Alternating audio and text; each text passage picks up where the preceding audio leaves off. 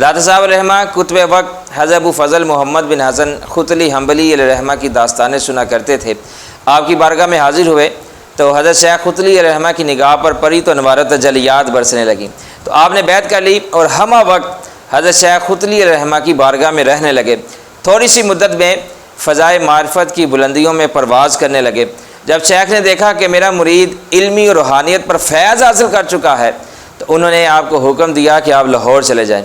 داتا صاحب رحمہ سے قبل حضرت ختلی علیہ رحمہ کے ایک اور مرید حضرت میرا حسین زنجانی علیہ رحمہ لاہور موجود تھے، تو آپ نے عرض کیا حضور میرے پیر بھائی میرا حسین زنجانی علیہ رحمہ یہ لاہور موجود ہے اور وہ قطب الاقطاب ہے، تو پھر میری وہاں کیا ضرورت ہے؟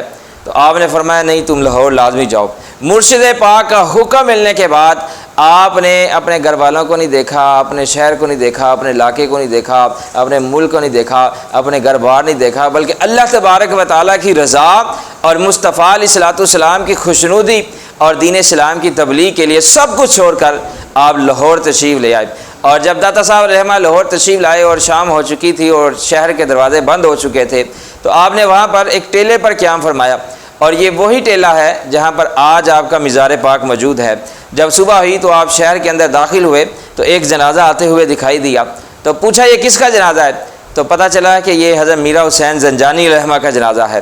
تو یہ سنتے ہی آپ پر اپنے مرشد پاک کے فرمان کی حقیقت واضح ہو گئی، اور آپ نے ان کی نماز جنازہ پڑھائی اور اسی جگہ مدفون کیا جہاں پر آج آپ کا مزار پاک موجود ہے۔